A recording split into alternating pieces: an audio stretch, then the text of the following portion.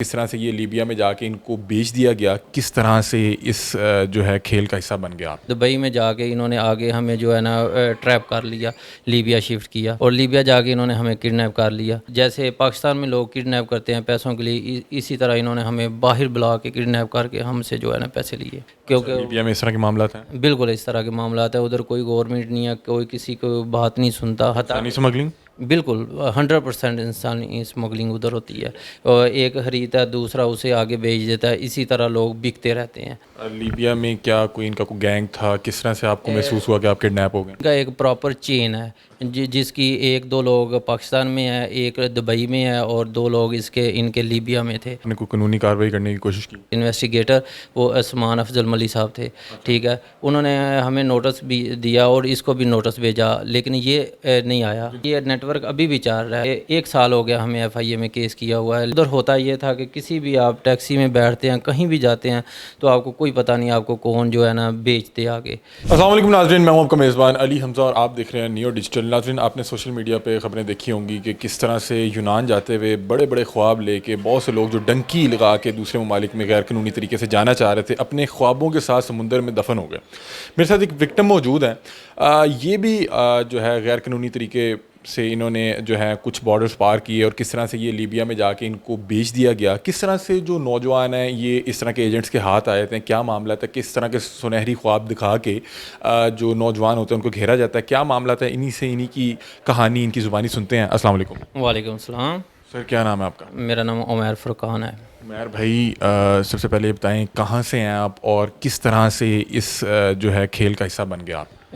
میں علی پور چٹا سے ہوں، اور یہ کھیل کا حصہ اس طرح بنے تھے، ہم کوئی ان لیگل طور پہ نہیں گئے تھے، ہمیں بتایا گیا تھا کہ آپ کو 1 ایئر ورک پرمٹ دیا جائے گا، مالٹا کا، شینجین کنٹری ہے مالٹا، اور ہمیں پراپر ہمارے ساتھ جو بات کی تھی وہ لیگل تھی، اس میں کوئی کسی قسم کی ان لیگل نہیں تھی۔ انفارچونیٹلی قسمت ہماری نے ساتھ نہ دیا، انہوں نے ایسے کیا، دبئی میں جا کے انہوں نے آگے ہمیں جو ہے نا ٹریپ کر لیا، ہمیں انہوں نے یہاں سے دبئی باہر گئے؟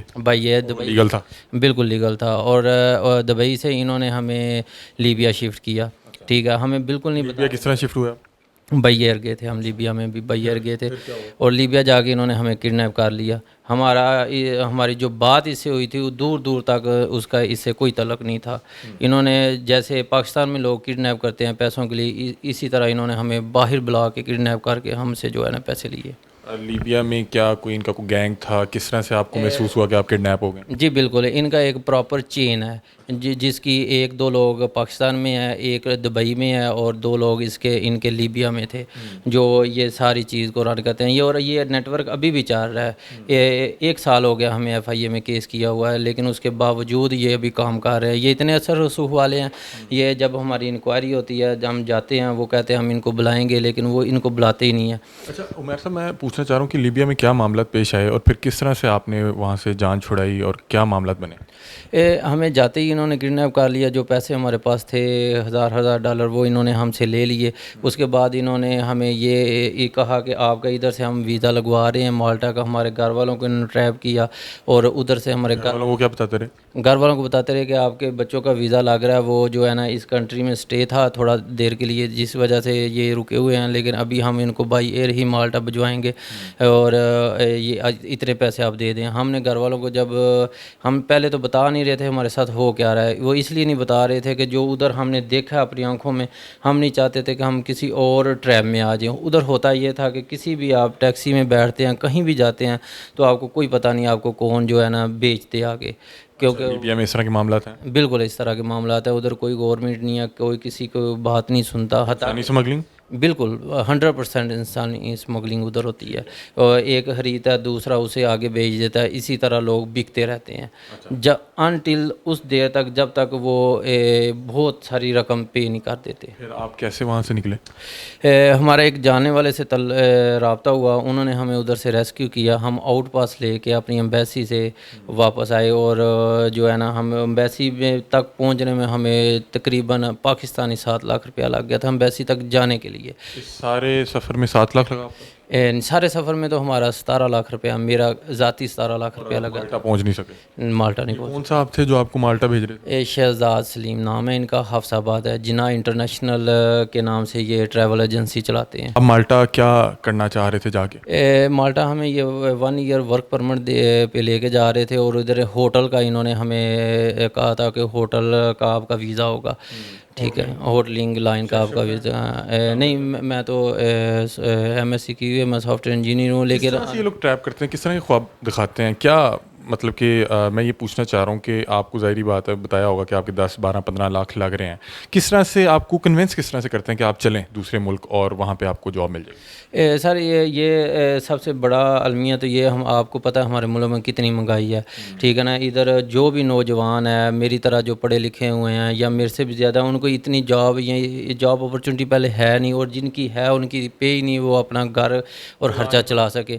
یہ اصل بیسک وجہ یہ ہے، اس وجہ سے لوگ ادھر سے مائگریشن کرتے ہیں اور ادھر سے موو ہونے کی کوشش کرتے ہیں، ٹھیک ہے۔ اور ہمارے ساتھ جو اس نے ڈیل کی تھی، جو بات کی تھی، وہ 100% اس نے کی تھی، گارنٹی کے ساتھ کی تھی کہ آپ کو بائی ایئر اور لیگل طریقے سے لے کے جائیں گے، لیکن ایسا اس نے کیا نہیں۔ آگے جا کے اس نے ہمارے ساتھ جو ہے نا دھوکہ کیا، اور ہمارے سے جو ہے نا پیسے بٹورے ہیں۔ اچھا، تو آپ واپس آ کے ان سے کوئی ملاقات ہوئی، آپ نے کوئی قانونی کارروائی کرنے کی کوشش کی؟ بالکل، ہم نے قانونی کارروائی کرنے کی کوشش کی، ہم نے اپلیکیشن دی FIA میں۔ یہ ہم پہلے پولیس کے پاس گئے تھے، انہوں نے یہ ہمارے والا کیس نہیں ہے، یہ FIA میں آپ یہ ڈیل کرتا ہے، FIA میں کیا۔ ہماری انکوائری ہوئی، اور ہمارے جو تھے انویسٹیگیٹر وہ عثمان افضل ملی صاحب تھے، ٹھیک ہے، انہوں نے ہمیں نوٹس بھی دیا اور اس کو بھی نوٹس بھیجا، لیکن یہ نہیں آیا۔ جن صاحب نے آپ کو باہر بھیجا تھا؟ جن سلیم شہزاد صاحب یہ نہیں آئے تھے، اور ہم گئے، ہم نے اپنا بیان ریکارڈ کیا۔ انہوں نے کہا، میں نے ان کو کہا، ہمیں پتہ چلا تھا یہ باہر جا رہا ہے، میں نے ریکویسٹ کی عثمان صاحب سے کہ یہ باہر بھاگ رہا ہے۔ انہوں نے کہا میں کچھ نہیں کر سکتا، ہمارا ایک جو ہے نا پروسیجر ہے، میں اس کو فالو کروں گا، اور پھر جو ہے نا اس کو ہم پکڑیں گے، یا اس کو جو ہے وہ صاحب کہاں ہیں؟ کون سے صاحب؟ وہ ابھی پاکستان میں ہیں، اور یہی کام کر رہے ہیں، کاروبار میں لگے ہوئے ہیں؟ اسی کاروبار میں لگے ہوئے ہیں۔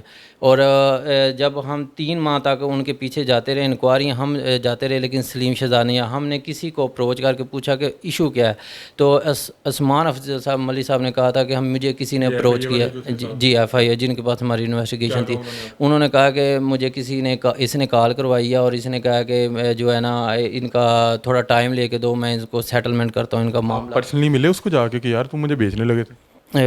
پرسنلی ان سے ملا تھا، لیکن وہ ہماری بات ہی نہیں سنتا تھا، وہ بھاگ گیا تھا۔ ہم اس کے پیچھے ہیں، کافی دیر ان کے گھر جاتے رہے ہیں، وہ گھر ملتا نہیں تھا، گھر والے کہتے تھے ہمارا اس سے کوئی تعلق نہیں ہے، کیونکہ اس نے بہت سارے لوگوں کے ساتھ فراڈ کیا ہوا تھا۔ بہت شکریہ جی۔ تو ناظرین، آپ نے عمیر صاحب کی کہانی سنی۔ ابھی حال ہی میں جو کشتی ڈوبی ہے، اس کے بعد ہم دیکھ رہے ہیں کہ بہت سے ادارے بڑے ایکٹیو ہوئے ہیں اب، اور ایسے لوگوں کو پکڑ رہے ہیں جو اس طرح سے غیر قانونی طریقے سے لوگوں کو باہر بھیجتے ہیں، لیکن یہ بتا رہے ہیں کہ یہ لیبیا میں تقریباً انسانی اسمگلنگ کا شکار ہو چکے ہوئے تھے، اور وہ صاحب ابھی بھی یہاں پہ بیٹھ کے جو ہے اپنا بزنس چلا رہے ہیں۔ یہ FIA گئے، FIA نے انہیں دلاسا دیا، اور وہ صاحب کو نہیں پکڑا جا سکا، اور ابھی بھی وہ لگے ہوئے ہیں لوگوں کو باہر بھیجنے، اور بتا رہے ہیں کہ چلیں مالٹا چلیں، لیبیا چلیں۔